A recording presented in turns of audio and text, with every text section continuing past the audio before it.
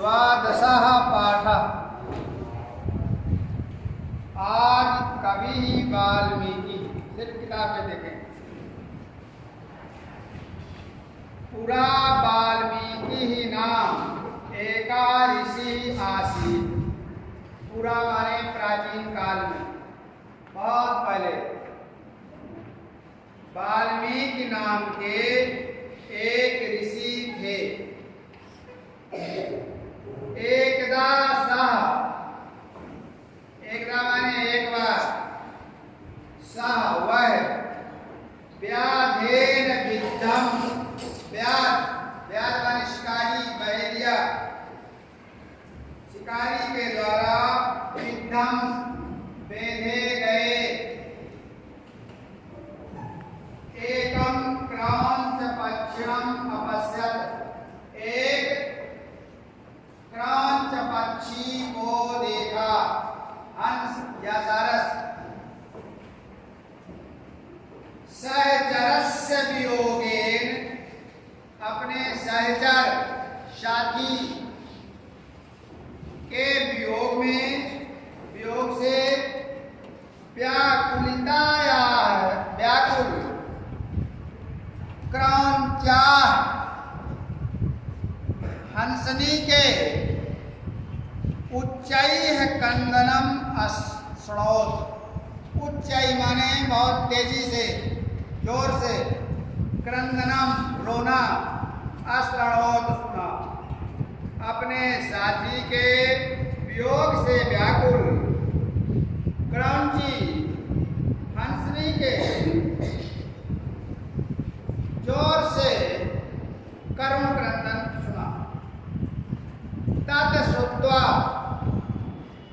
वह सुनकर, तस्याः दयनीयानां दशां दृष्ट्वा, उसकी दयनीय दशा को दृष्ट्वा माने देख करके, कारुणिका ऋषि, दयालु ऋषि, द्रवितो अभवत्, द्रवित हो गए, पिघल गए, द्रवित हो गए। वह सुनकर और उसकी दयनीय दशा को देख करके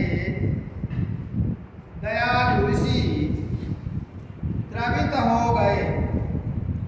क्रौंची क्रंदनात् जाता, हंसनी के, सारसी अर्थात अथवा क्रौंची के रोने से, क्रंदन करने से, जाता ऋषे शोक, उत्पन्न ऋषि का शोक माने दुख। इस लोक रूपे, इस लोक के रूप में, तस्य मुखात, उनके मुख से,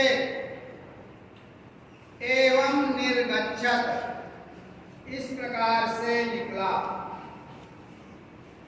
मां निषाद त्वं अगमः शाश्वती समा, यत् क्रांच मिथुनादेकम अवधीः काम मोहितम।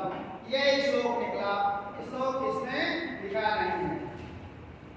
मां निषाद प्रतिष्ठान त्वं अगमः शाश्वती समा, यत् क्रांच मिथुनादेकम अवधीः काम मोहितम।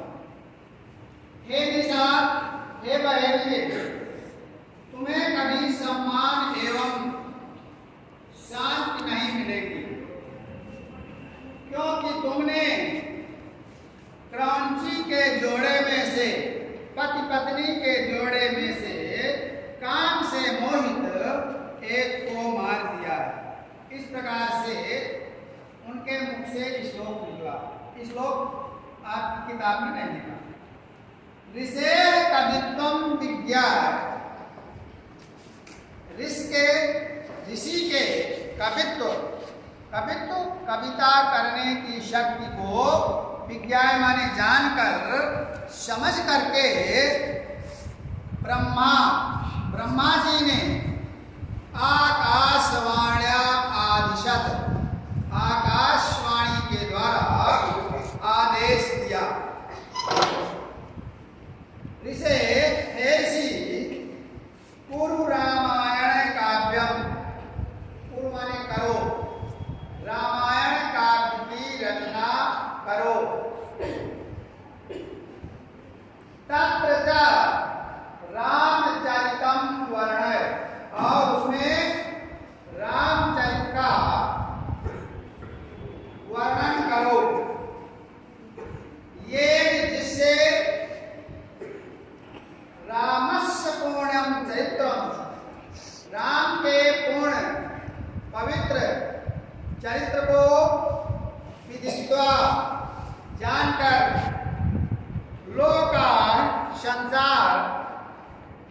सन्मार्गस्य अनुसरणं कुरु।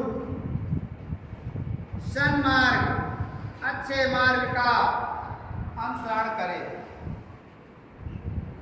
ब्रह्मणः आदेशानुसारेण, ब्रह्मा जी के आदेश के अनुसार वाल्मीकिना, महर्षि वाल्मीकि जी ने श्लोकों के द्वारा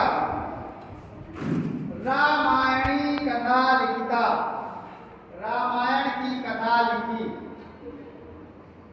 सैव साधन एव, वही वाल्मीकि रामायण नामना प्रसिद्धा, वही वाल्मीकि रामायण के नाम से प्रसिद्ध हुई। अस्मिन् काव्ये, इस काव्य में वाल्मीकि जी के द्वारा पितु आज्ञा पालनम, पिता की आज्ञा पालन करना, भ्रातृ स्नेह, भाई से स्नेह माने प्रेम, परोपकार,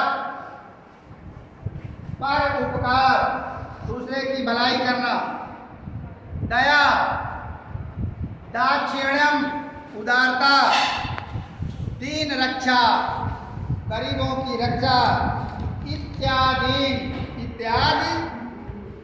मानवताया पोषकान, मानवता के पोषक, जीवन मूल्यानि, जीवन रूपी मूल्यों का वर्णितानि सन्ति, वर्णन किया है।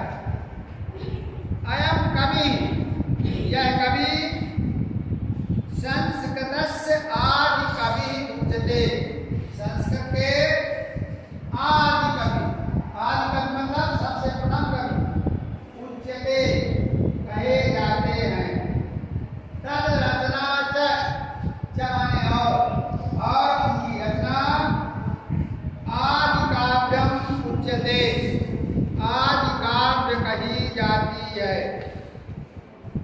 इसके बाद अभ्यास, पूर्ण वाक्येन उत्तरत्, पूरे वाक्य में उत्तर दीजिए। पहला प्रश्न है, वाल्मीकि स्नातुं कुत्र अगच्छत्, वाल्मीकि स्नान करने के लिए कहाँ गए? पुत्र के स्थान पर लिख देंगे तमसा नदी। वाल्मीकि स्नातुं तमसा नदी अगच्छत्, वाल्मीकि स्नान करने के लिए तमसा नदी गए।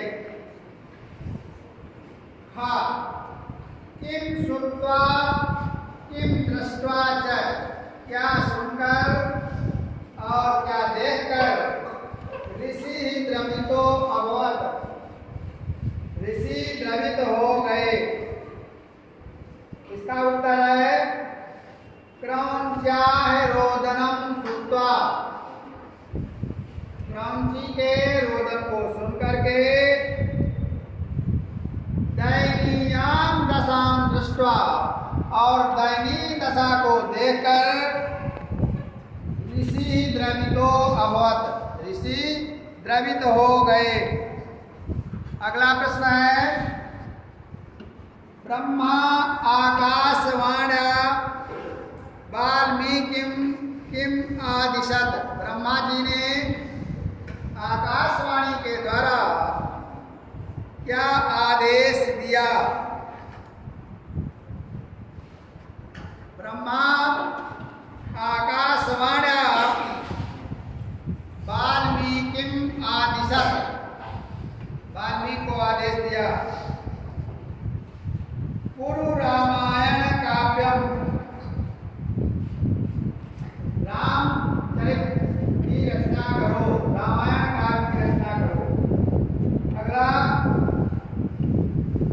अगला प्रश्न है, वाल्मीकिना श्लोकबद्धा का कथा लिखता, वाल्मीकि जी ने श्लोक के द्वारा कौन सी कथा लिखी। उत्तर वाल्मीकि श्लोकबद्ध रामायणी कथा लिखिता। अगला प्रश्न है संस्कृतस्य आदि कवि कः। संस्कृत के आदि कवि का माने कौन है?